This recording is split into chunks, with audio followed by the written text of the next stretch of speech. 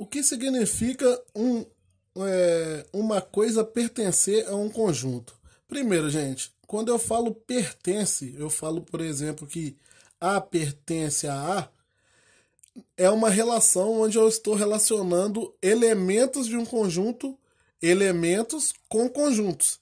Eu estou querendo dizer que esse elemento aqui está dentro desse conjunto. E eu tenho o contrário disso, o oposto disso, que seria o A não pertence a A. Ou seja, o elemento A pertence ao conjunto A. Ele é um elemento qualquer que está flutuando aí, só que ele está dentro desse conjunto A. Eu posso ter, por exemplo, outros elementos, tipo o B pertencer a A e o C não pertencer a A, por exemplo. O que significa? Isso significa que o conjunto A tem pelo menos esses dois caras aqui. Minha chave está saindo bem ruimzinha aqui. O A e o B. Só que o C não está lá. Ok? Aqui nesse caso seria a nomenclatura para não pertence. Então eu vou ler esse símbolo aqui como sendo o símbolo de pertence. Pertencer significa estar dentro. E o com esse corte é o símbolo de não pertence.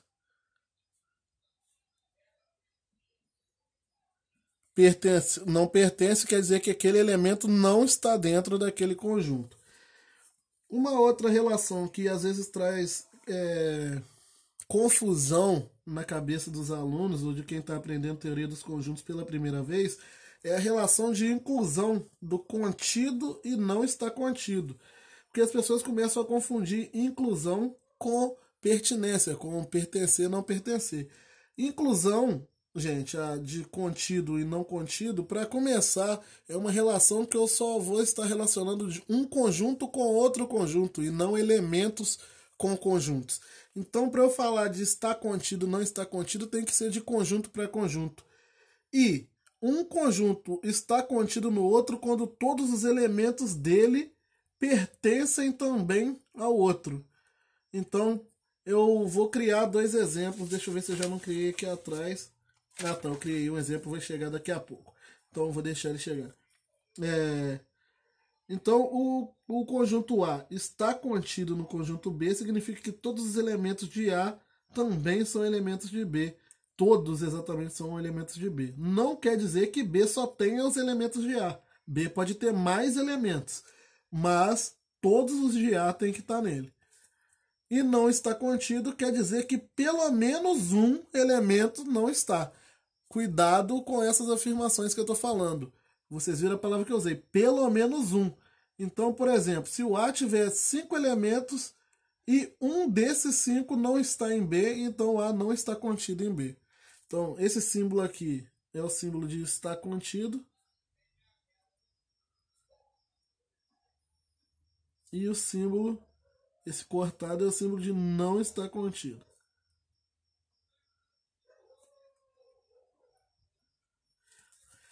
Exemplos, para ver como isso pode se complicar.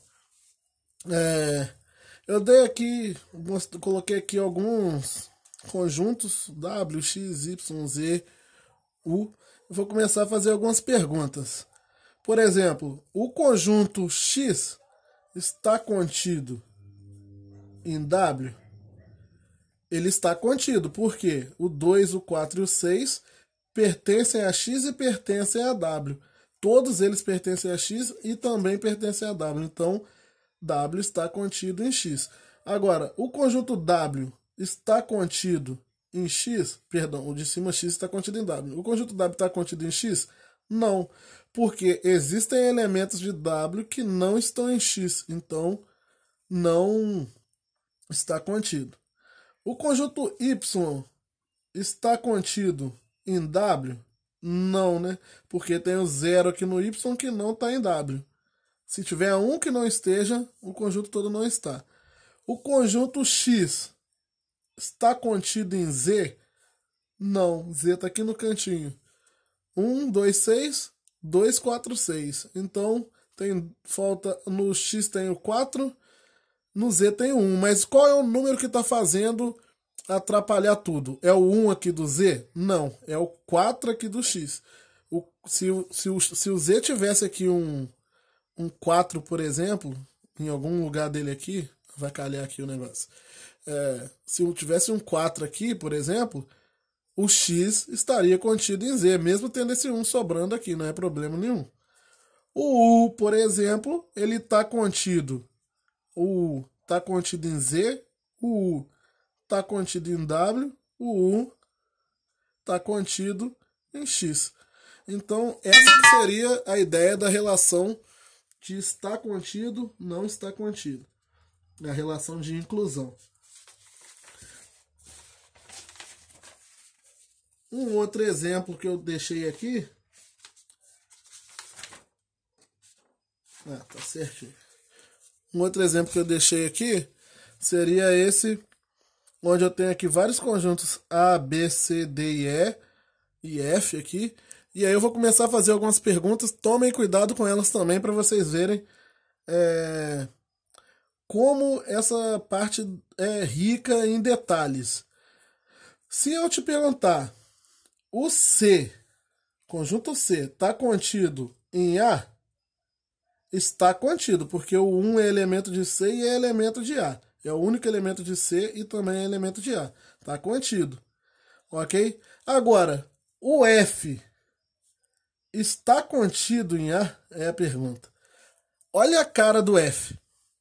O F, aí que tá, gente. Vamos começar a tomar cuidado. Qualquer coisa pode ser elemento de um conjunto, inclusive outros conjuntos.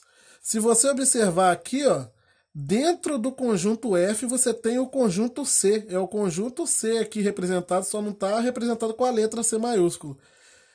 Então, o que acontece? Quem é o elemento de F? É o 1? Não, é o conjunto C que está aqui.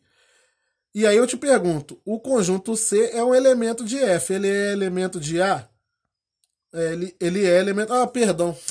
Volta tudo. Acabei que eu falei o contrário, né? Deixa eu ver se eu peguei o exemplo que eu queria certo. Não era para ter esse 1 aqui, não. Isso aqui que me atrapalhou. Esquece esse 1 aqui. Porque eu queria que não fosse. Ó, o F, voltando. O F, ele não está contido em A, porque o F, o elemento dele é o conjunto C aqui, ó. O A, mas aí você fala, o A tem o 1. Não, o elemento 1 pertence a A. Beleza. O número 1. Mas o conjunto C, que é esse cara com essa estrutura aqui, não pertence a A. Ele teria que estar aqui, igual estava quando eu apaguei. Quando eu estava criando o problema, eu esqueci e acabei colocando ele ali. E isso ia atrapalhar a minha explicação aqui. Então, voltando. Desculpa por ter embolado aí. O conjunto F, ele possui um elemento que é o conjunto C. O F poderia estar escrito assim, ó. É o C. Só que, como o C é um conjunto pequenininho, em alguns casos, para confundir, eles vão botar a representação do C lá dentro. E, igual tá aqui no conjunto A, ó, o conjunto que só tem o 2, o conjunto que tem o 1, 2, por exemplo. Aqui é um conjunto, aqui é outro conjunto. Só que esse conjunto aqui é o conjunto B. E esse conjunto aqui é um conjunto que nem está nomeado aqui, por isso que eu queria ele. Vamos lá, mais detalhes aqui. O conjunto D pertence a E? Vamos fazer. Perdão. O conjunto D está contido em E? Não está. Por quê? Olha só, dentro do conjunto E, você tem um outro conjunto aqui, ó, que tem o 2, o 5, o 6 e o 8. E ele nem está nomeado no exercício, isso não é problema. Ele tem um conjunto dentro do conjunto E. E o conjunto D só é composto pelo 2, pelo 5 e pelo 6. Então, na verdade, o conjunto E, ele de novo, se eu fosse refazer ele tipo eu fiz com o F aqui, ele é o conjunto que o elemento dele é o conjunto... Esse conjunto sem nome aqui, vou criar um nome para ele agora, um conjunto T. É o 2, o 5, o 6, 8. 8. Esse é o conjunto que está dentro do conjunto E aqui. Só que agora sem estar na forma de conjunto. Então a primeira chave representa o conjunto. qualquer coisa que tenha outra chave dentro, está falando que tem um conjunto dentro do outro. E um conjunto está dentro do outro, significa que ele pertence ao cara. Ah, é? Pertence? É, embola a cabeça agora isso, né?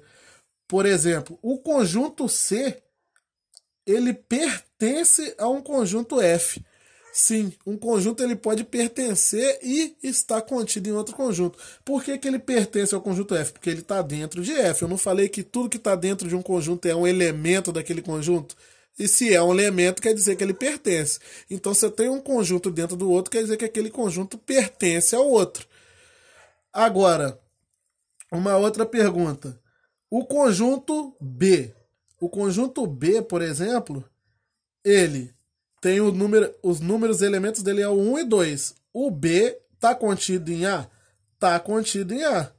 Porque os elementos dele também são elementos de A. Olha como as coisas, como eu falo diferente. Um cara está contido no outro porque os elementos dele também são do outro. Agora, o B pertence a A? Também pertence, porque o B está aqui dentro de A, listado aqui dentro de A. Então o B é um conjunto que pertence a A e está contido em A. Mas cuidado, ele não pertence porque tem o 1, 2, não. Ele pertence porque ele está aqui dentro. Esses são os detalhes que eu queria para esse problema aqui. E um outro exemplo que eu deixei aqui falar, por exemplo, quem pertence a esse conjunto X, tal que X é primo. É mais uma aí para entrar para um estudo sobre representação por propriedades, né? Então aqui quais são os elementos desse conjunto? Quem pertence a esse conjunto que tem os elementos X? Eu vou nomear ele aqui. Esse conjunto A, que tem os números X, tal que X é primo. Esse tal que, gente, esse símbolo aqui é uma pergunta. Perdão, uma pergunta não, é uma conclusão, né? São todos esses caras, tal que esses caras têm essa propriedade. Significa isso.